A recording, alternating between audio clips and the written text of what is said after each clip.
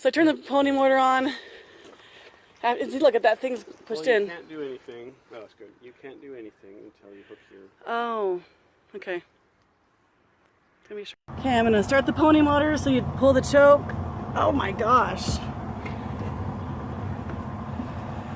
And then turn the key. And then push the button.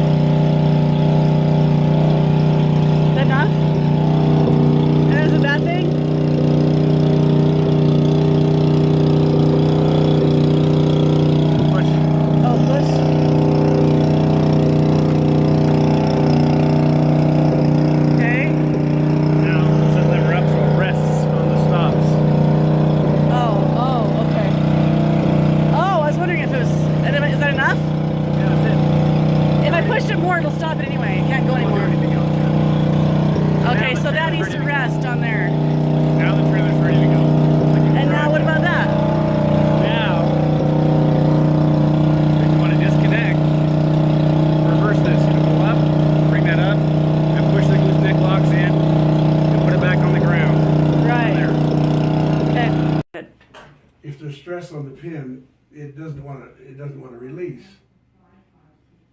But always at some point, there's a point where it will release. And so what I do, the first thing I do is I pull that disconnect thing out. Is that little knob? Lower knob, lower to right. It's the lower right. And it only has a little bit of movement, right? Little movement, right. So that's when it's parked and on the ground. No, it didn't matter if it's up or down. Oh, okay. No, when it's up. Okay, when it's up and ready for transport. No, when I'm just going to disconnect. Oh, when you're going to disconnect it. Okay. Then I pull the handle out. You got to pull that out. So it's not locked. So it's not locked. Okay. And pull it over and pull that back. Well, now when you pull that back, it's not going to disconnect. That pin won't come up. Because it's not ready. It's got pressure on it. Got pressure on it. Okay. But when you lower it down, you don't know where the pressure comes off. You can't just exactly know. Follow me? But if that pin's pulled... Oh, then when it finally does, it'll just go back. It goes on its own.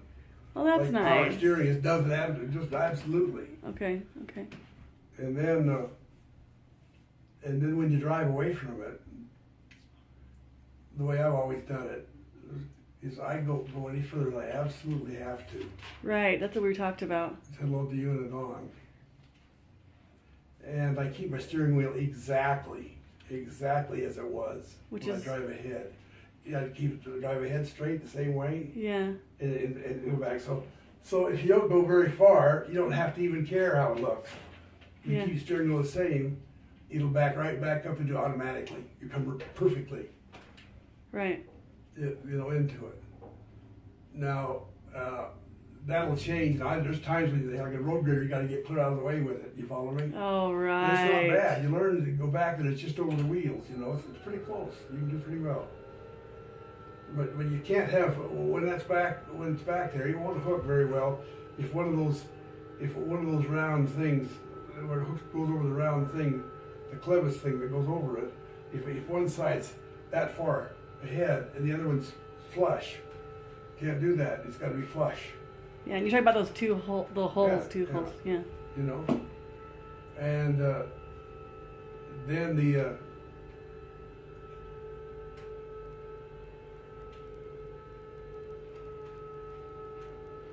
first thing you do, of course, is you lift the unit up with the gooseneck by the one Closest to the trailer? that goes to the trailer. You lift it up, and then you pull that thing out, the top one, and it brings the pins in, side pins, and that allows you to drop it. Okay, right. Because otherwise that pin keeps it there. But you pull the pin in, then you can drop it with that machine. Now, what I do is the biggest sin you can commit on that deal is not unhooking the hoses from the gooseneck to the trailer. Yeah, it's just really terrible. So what you do is I just disconnect them. When do you do that? Does it matter? Like, when do you like to do that? Because do you need air back there? Oh, you gotta have air. Oh, always. Now listen, I think the best time to do it would be to pull the head 4 inches.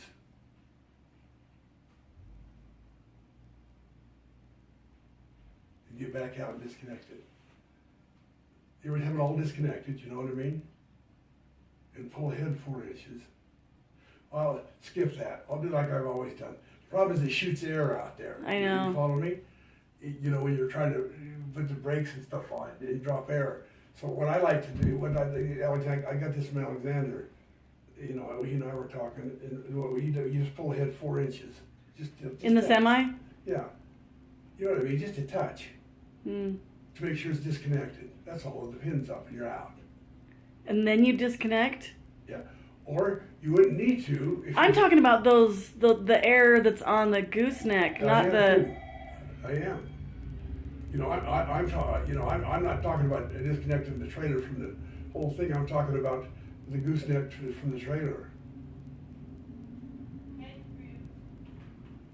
I'm talking about, where you break it apart. You break the trailer apart. That's what I'm talking about. You think you should break it apart a little bit and still have those things connected? Yeah. That sounds risky to me. Well, don't do it then. Yeah. It's fine. I've never done it that way, but he did it once because he was in trouble. Oh, okay. Pretty simple. It really isn't that big of a deal.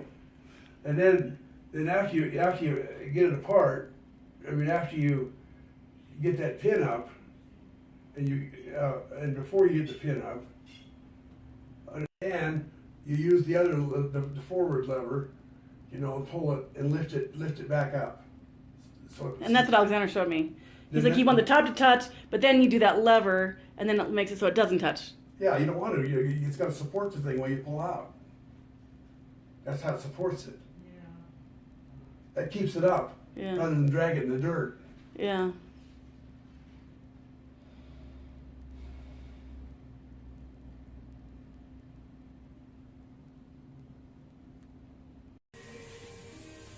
We got some headphones out here. You know where they are? Headphones. I don't.